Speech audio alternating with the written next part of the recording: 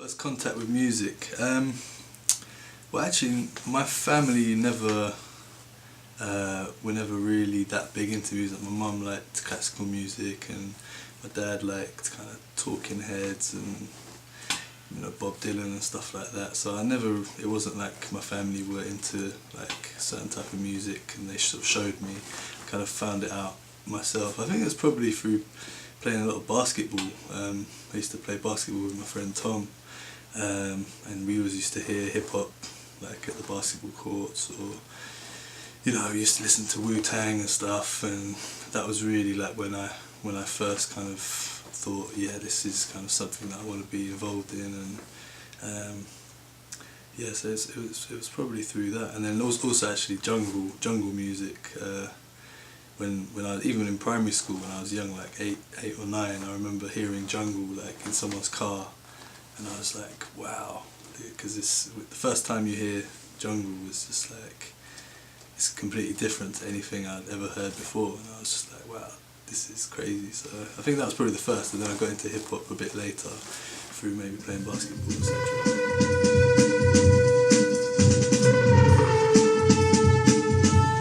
Well, I mean, I'm a bit younger than sort of when those guys were in their kind of heyday, but I was a big fan of like Rodney P, Skinny Man, Task Force, even Jest, who I share the studio with now.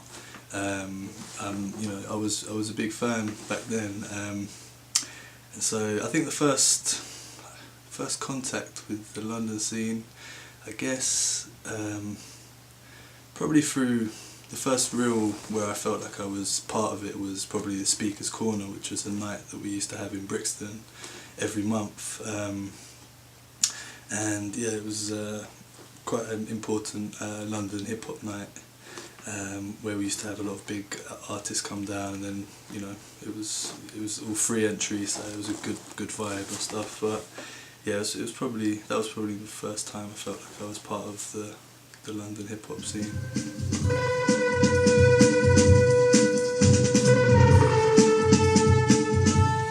I've always been fascinated with just making sounds, and like even like with cassette tapes. I used to record. I had like a cassette tape with a stereo input, so I'd put one input from my mum's classical records and the other input from pirate radio, where they had like jungle, drum and bass, and I just sort of mixed the two. It was all out of time and sounded terrible, but I felt like I was like making something new out of something else, and yeah, I guess. And then I just love sampling and digging through old records, and so I've always just been fascinated by that, I guess.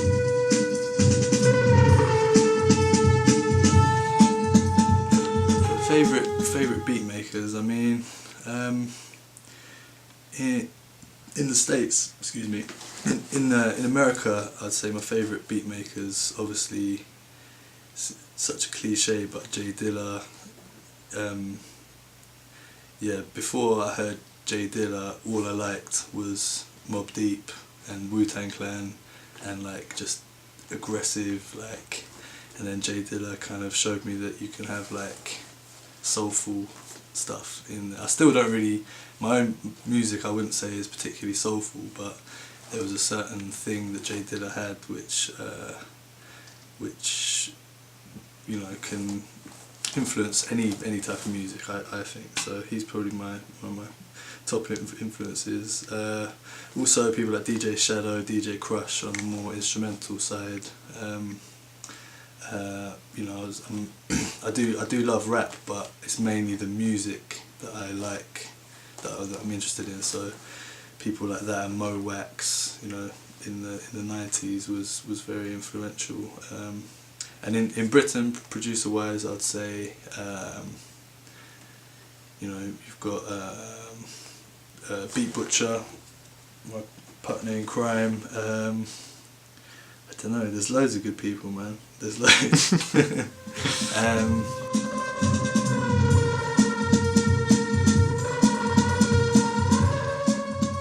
Everything's kind of computer based nowadays. There's a few bits and pieces which are analog, such as the preamp for the microphone, which is quite important. But yeah, I mean, aside from like tapping on the MPC a few times, and obviously I've got lots of guitars and drums and stuff which I just make sounds from, but it all goes into the computer at the end. It's the most versatile tool that anyone has, and you know, if you can find, the key is to make music in the computer that sounds like it wasn't made in a computer. So, because I don't really like stuff which is too robotic and you know, regimented. So if I can make something that sounds organic, like it's a real record by a band, but it's actually been made in a computer, then I'm, you know, my job is done.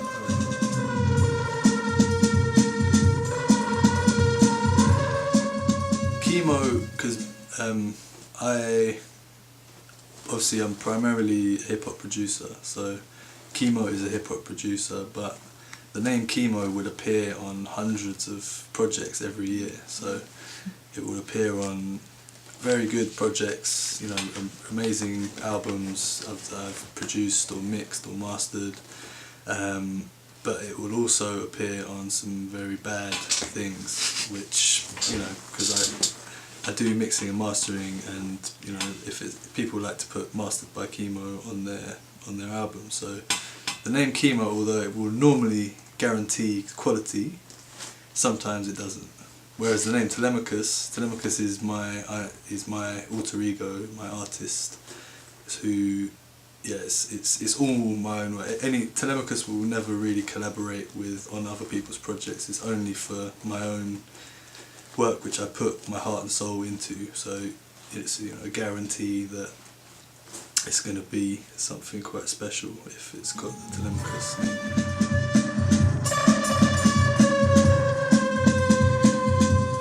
Telemachus is a Greek name, and it actually means far from war, far from battle, which is, so I'm quite a peaceful man. I try to stay away from conflicts of all kinds, and you know, just try and keep it cool. So it kind of reflects that, and also I just love like the kind of Greek myths and legends, and and also there was my favourite cartoon when I was younger was Ulysses 31, which was a crazy cartoon where there's a little blonde kid called Telemachus who was you know, searching for his father, and yeah, it was pretty good.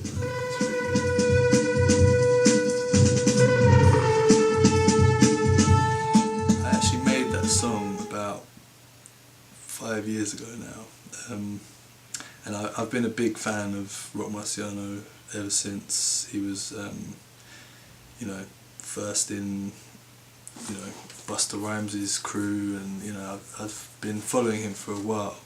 And then when he had this first mixtape out, I was just, you know, I hadn't really heard anything that had made me go crazy for quite a long time. So when I heard that, and also the UN album, I just thought, I just want to just do a track with this guy. So I managed to track him down through the internet, and I've never really paid someone to do a track before, because I always prefer getting people to come to the studio and actually working, but I believe that he's not allowed to leave America, so that's never going to happen. So yeah, so I just saved up the pennies and contacted him and sent him the beat, and he was like, wow, this is actually fucking great, like, you know, I think he was quite impressed by the quality, because I think this is one of the first collaborations he'd done with other artists, because like I say, it was five or so years ago, and yeah, he just loved the beat, and you know, wrote it real quick, sent it back. I was you know, blown away by it, and yeah, but I just had the track sitting there. I didn't really have any idea what to do with it, and then I gradually started building an album, and it kind of fit in with the rest of the album, so I thought, hey, Telemachus featuring Rock Marciano, that can work on this album.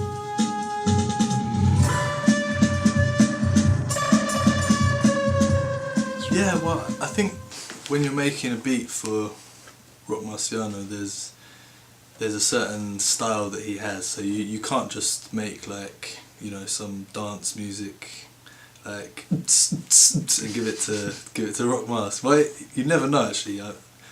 Someone might try that and it might actually be good, but I doubt it. But yeah, so I think when you're, because obviously the first tracks that I heard him on was his own beats, which are actually really amazing as well.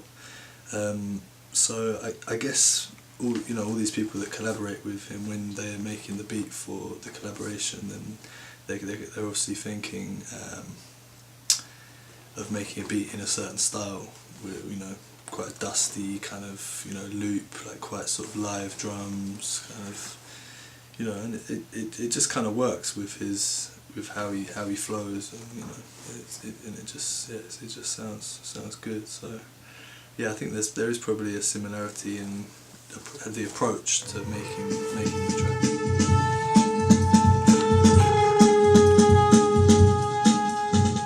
So I did the video. Well, I was debating with the video for the Rock Marciano tune. I was thinking to myself, how am I going to do a video with the guy who can't come to London? I can't really go to New York. So I was trying to think of a way around it, and then I just because I'd never made a video before, I'd never sort of edited any footage, so I just thought I'd just have a go, and so I got King in New York, which is like, to me the music sounds like the atmosphere of that film, which is what I quite often do, is when I'm making a song, or you know, even an instrumental, it always makes me think of films. It's often quite cinematic. So yeah, the King of New York, it just sort of, yeah, like I say, the track sounded like that film. So I just started putting the footage from the film to the song, and it just worked perfectly. And yeah, I think it's quite effective. I mean, I would have liked to do an actual real video with Rock Marciano if I had the, you know, resources to be able to do it. But I think it still works. It's kind of just gives it that epic kind of feel, you know. And yeah, so I was pretty happy with it. And I've used that technique a few times since then in order to create visuals for some of the songs.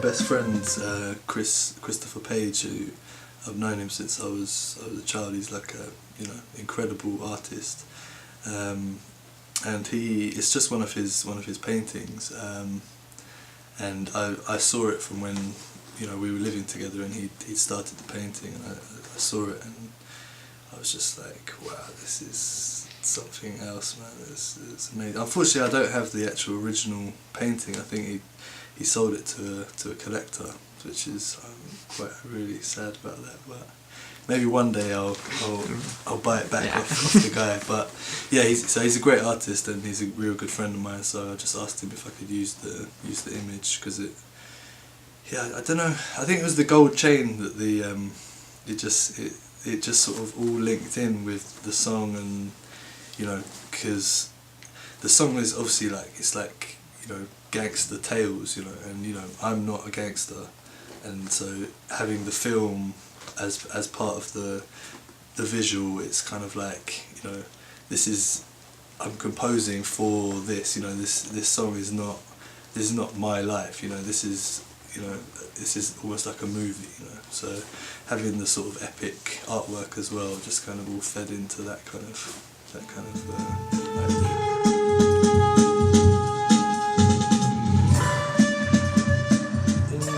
Last year, in the UK, there's probably two artists in particular which I've been a big fan of. One of them is an artist called Jam Baxter, who is on High Focus Records.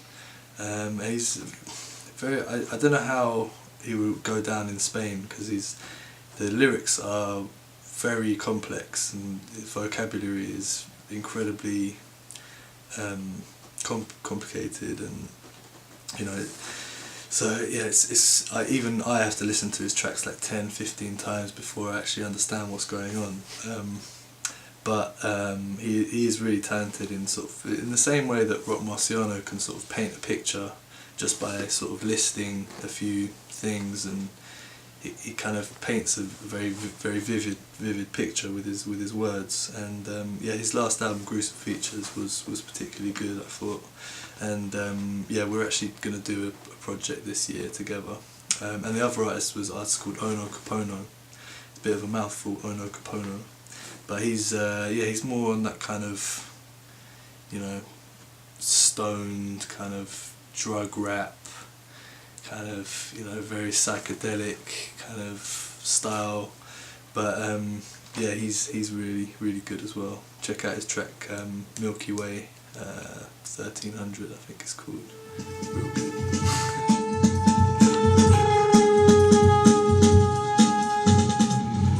I hate jest. No, so yeah, I've been sharing the studio with Jest for probably about 4 or 5 years now, maybe 4 years, in different locations. You know, we switch locations, but you know, it's sometimes tough. It's always tough working so closely with someone.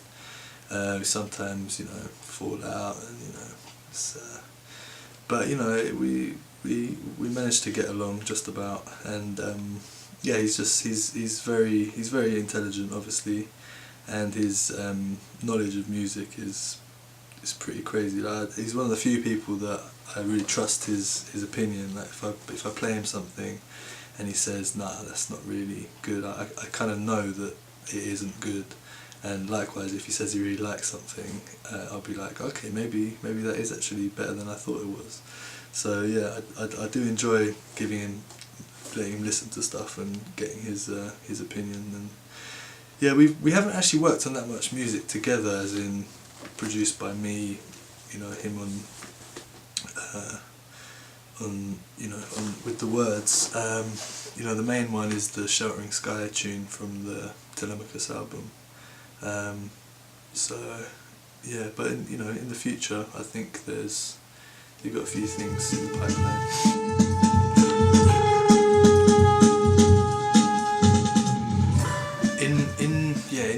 In England, we don't tend to call it black music, but I know in like Germany and like Spain and France, like black music covers like a whole range of music. Like in England, we tend to separate, like, you know, I like reggae music, I like Afrobeat. You know, we tend to separate it a little bit, but you know, it does all stem from the same roots, really. So I think, yeah, the majority of what I listen to would be termed black music, but then I also like the whitest of the white music, you know, like folk and like Western music, you know, like real those kind of things. So I think with the Adventures of Telemachus series, I'm kind of trying to just show how it's obviously all the songs are songs that I love, and it's kind of trying to show that even though these are all from different genres, you can still listen through to it, and it's still like a journey that all makes sense. Because I do have a particular taste in music. I think I always pick out quite similar things in whatever genre I like. I think it's always a kind of melancholy or a sadness in the music, even though some of it might be like Afrobeat, you know, like ding ding ding, like really sort of fast. There's still always a little melancholy element to it. So I think that's the key, is just to show that all these different types of music, because everyone listens to various genres these days. So you know, there's always a story that can be made out of very different tracks.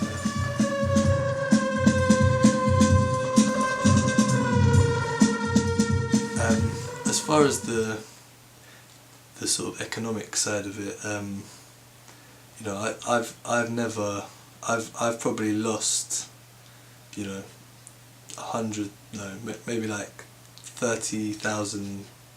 You know, I've probably made a loss over the years of about £30,000 on my own music. I've never made a penny, and it's going to take many years before I will actually make a profit. The way that I can keep sort of, you know, financially viable is doing other work. So I do graphic design, I do you know, web design, I do you know, mainly mixing and mastering for other people. So it is like a separate job, you know. It's still in music, but you know, a lot of the stuff that, you know, I make like pop records and mix sort of pop tunes, just to sort of, you know, be able to fund my other life, which is of a poor, struggling musician, making, you know, putting out vinyls, but that's what I want to do with my life, you know. So as long as, you know, you can manage, but yeah, if you have to work a part-time job, you know, doing something completely different.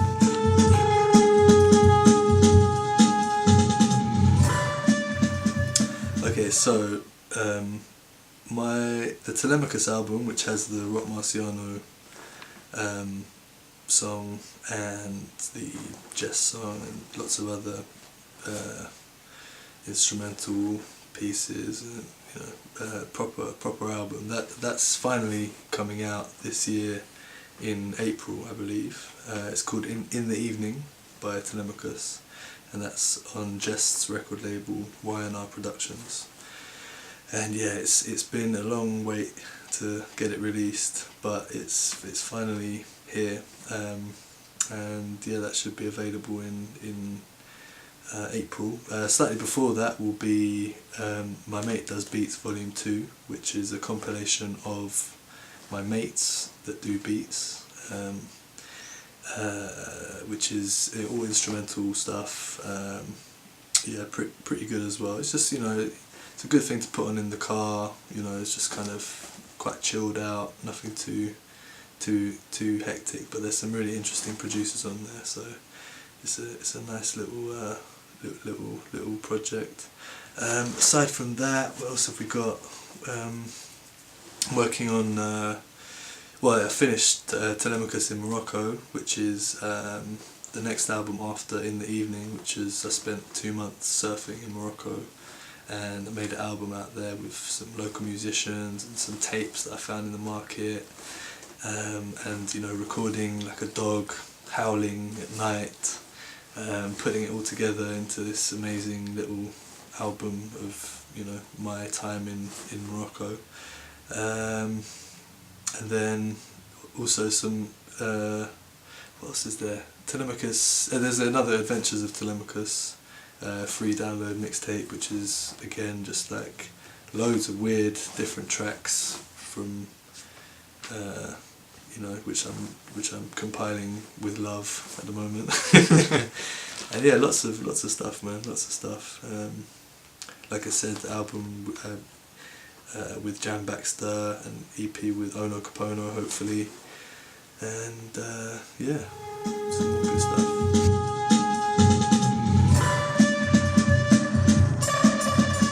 Yeah, well, thank you to Crypta magazine for letting me say some boring stuff on the camera. I hope you've enjoyed my thoughts, and yeah, it's just good to know that, you know, you guys are searching around the world trying to find that good music, and, you know, I feel honoured that you know, you reached out, and you know, hopefully I'll be in Barcelona one day, and we can hook up, you know what I mean?